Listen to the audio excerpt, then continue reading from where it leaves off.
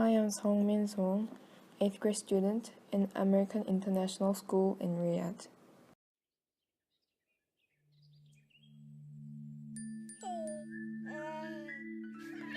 Shining 150 million kilometers away from the Earth, Sun is the source of energies that enable all life to exist on Earth, but not without the ozone layer. Molecules of the three musketeers of oxygen form a layer between 20 and 30 kilometers above the surface of the Earth and protect plants and animals, including humans, from biologically damaging ultraviolet sunlight.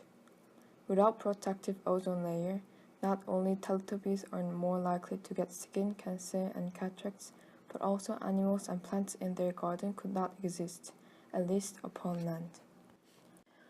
With explosive growth in population, industrial activities, and wealth in late 19th century and early 20th century, people started seeking more convenience in every corner of their daily life. For instance, refrigerators and air conditioners. The industry needed a coolant better than sulfur dioxide and ammonia, which were toxic, flammable, and unstable. In 1920, scientists developed CFCs and was hailed as wonder chemicals of the 20th century and used not only as coolant but also for many other industrial uses. In 1974, 50 years after humans started using CFCs, Mario Molina and Charles Rowland, both of whom won Nobel Prize in 1995, discovered that human-made gases, in particular CFCs, were destroying the ozone layer and warned of the depletion of the ozone layer. Unlike most chemicals released into the atmosphere, CFCs are not washed back to the earth by rain or destroyed by other chemicals. Remaining in the atmosphere for many years, they reach the ozone layer by wind, then they are broken by the ultraviolet sunlight, releasing chlorine atoms. Chlorine atoms react with ozone. One chlorine atom can break apart more than 100,000 ozone molecules. Big chemical companies disputed the role of CFCs in depleting the ozone layer. The chairman of DuPont, a large U.S. chemical company, was quoted as saying the ozone depletion theory is a science fiction tale, a load of rubbish, utter nonsense. Governments were slow. The global production of CFCs rather increased until 1987.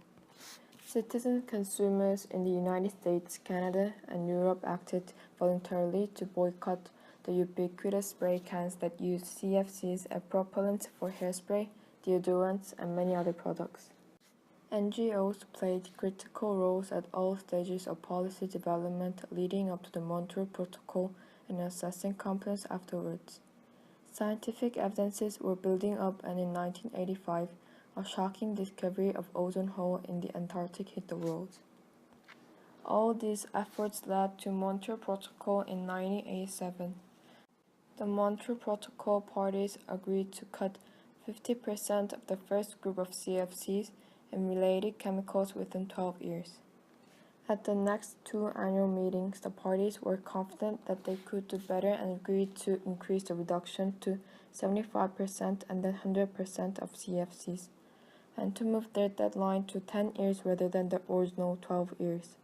We saw how success truly breeds success. Montreal Protocol and its implementation brought in dramatic decrease in production of ozone-depleting substances. The contribution of Greenpeace deserves mentioning here. It even requested a scientific team to research an ozone-safe refrigerant and left the patent as open source. By 2013, more than 700 million green-free refrigerators were sold.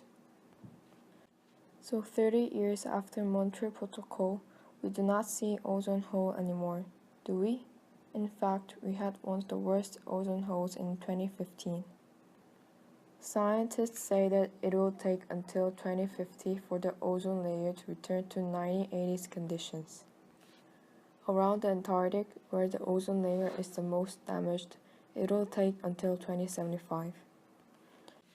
It is one big success story in correcting our mistakes and protecting the environment through collaboration among governments, intergovernmental organizations, NGOs, and industry.